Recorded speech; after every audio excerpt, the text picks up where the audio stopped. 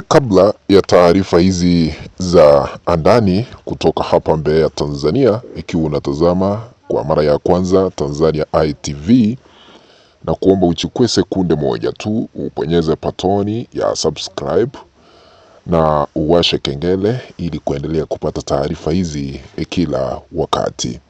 Cha muhimu cha kuzingatia na kuomba unapoendelea kutazama, usisahau kubonyeza alama ya like. Karibu. Kuna siri kubwa ambayo imefichuliwa hapa katika meza yetu ya habari hapa Mbeya, tukaona lazima tuhakiki kabla ya kuleta haya hewani. Siri imeweza kufichuliwa kuhusu kiongozi wa Chama cha Demokrasia na Maendeleo nchini Tanzania, Tundu Antipas Lissu, vile atauliwa hadharani. Sasa iko hivi, serikali ya Samia Suluhu Hassan imeweka mpango maalum vile Tundu Antipas Lissu atauawa. Na sasa Tundu Lissu amekaa gerezani tangu mwaka jana mwezi wa 4 hadi sasa, na amebakisha chini ya wiki 4 ili kuandikisha rekodi ya kukaa gerezani kwa mwaka mmoja pasipoachiliwa ama kukabidhiwa dhamana yoyote. Vyanzo vya Tanzania ITV vimeweza kuhakiki kwamba kuna mhusika mkuu ambaye ni Bashite, ndiye anaongoza kikosi maalum cha kumuua Tundu Lissu hadharani. Mwaka wa 2017 tarehe 7 mwezi wa 9, Tundu Antipas Lissu aliweza kupigwa risasi zaidi ya 16. Aliyekuwa na mpango wa kumuua wakati huo sio mwingine, ni Bashite. Bashite huyu ndiye anaelekeza vile Tundu Antipas Lissu anaenda kuuawa.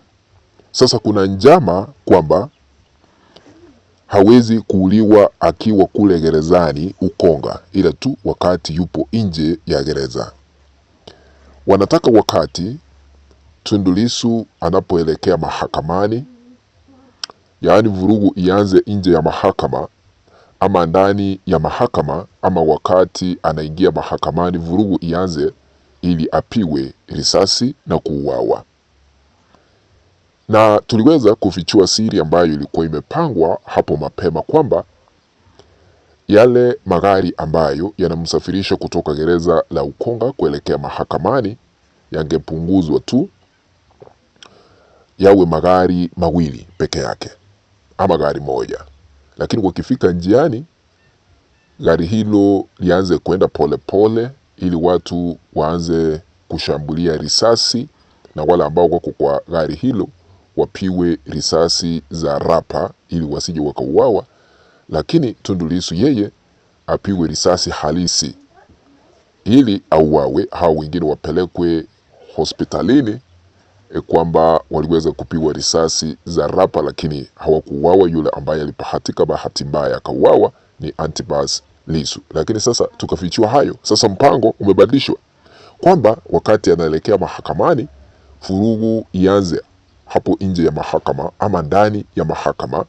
mtafaruku, sintofahamu hapa na pale, kelele kuchacha, ili nafasi ipatikane mmoja atoe bunduki aweze kupiga risasi kichwani Antipas Lissu, kiongozi wa Chadema, ili auawe. Sasa kwa nini Antipas anataka kuuliwa? Ni kwa sababu ya siasa za Tanzania. Waliotaka kumuua mapema 2017 hawakufanikiwa, na sasa hivi wanataka kufanikisha ili aweze kuuawa. Unajua, anaonekana yeye akuna ufuasi mkubwa ama umaarufu mkubwa wa kisiasa hapa Tanzania. Ndio maana anatafutwa kwa njia zote. Hata wakati alipokuwa anataka kuwania kiti cha urais, akawekewa kesi ya mchongo na Samia Suluhu Hassan, akasukumwa gerezani ili kuzuiliwa kuwania kiti cha urais, kwa sababu ilionekana mapema kwamba yeye angeshinda hiki kiti cha urais. Ndio maana wakawa na mipango maalum, wakamwekea kesi ya mchongo ya uhaini ili akae gerezani hadi uchaguzi utakapokamilika. Kwa hivyo kile ambacho kinamuua Antipas Lissu ni kuwa na umaarufu mkubwa wa kisiasa, na machawa wa Samia Suluhu Hassan hawamtaki hata kumwona Antipas Lissu, lakini huyu Mungu ambaye tunaomba atazidi kumpigania, kwa sababu hata katika Biblia mambo ya kupangia mtu kwamba ni kivipi anaenda kuuliwa, akina Haman walipanga mabaya, lakini yanakuja yanageuka baadaye.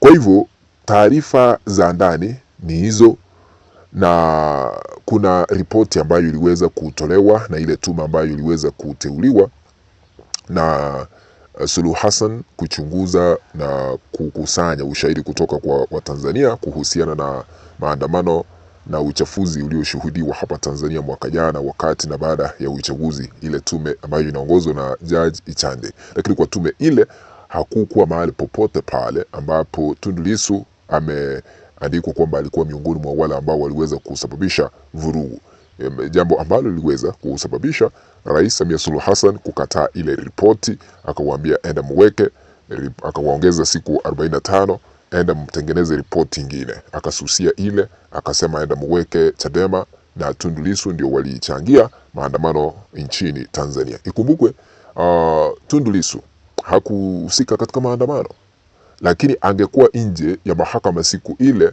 hatungekuwa na Suluhu Hassan kwa ofisi, lakini alikuwa gerezani.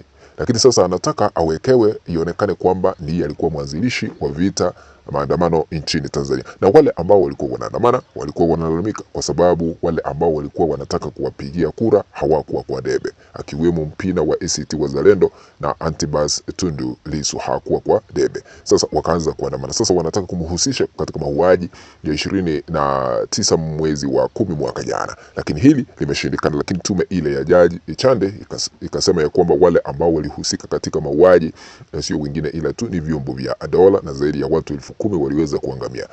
Suluhu tunafahamishwa katika vyanzo vya ndani kwamba aliweza kukasirika, akasema mkisema idadi ya watu ambao wameuawa itaonekana picha mbaya, hata kuongezea ushahidi ili nikaweze kushitakiwa katika mahakama ya kimataifa ya kihalifu ambayo ipo pale Uholanzi ya ICC. Akamwambia enda mbadilishe hilo na msiseme ni vyombo vya dola. Lakini kumbukwe yeye mwenyewe aliweza kudhibitisha kwamba vyombo vya dola viliweza kutumia nguvu kuwaua Watanzania kwa sababu walikuwa wanataka kuipindua serikali yake mamlakani, na hawange nyamaza waone serikali ikipinduliwa. Hayo ndio tumepokea, na tunaendelea kufuatilia taarifa hizi kuhusiana na Antipas Tundu Lissu kuuliwa kwake, vile njama ipo. Ikumbukwe Lissu aliweza kuandikia mahakama ya rufaa barua, akaomba ya kwamba hali yake ya kiafya imedhoofika, waweze kuharakisha kesi yake ikamilike, aende kushughulikiwa kimatibabu hata nje ya taifa hili la Tanzania. Kwa hivyo tuzidi kumwombea, kama sisi wa Tanzania tuzidi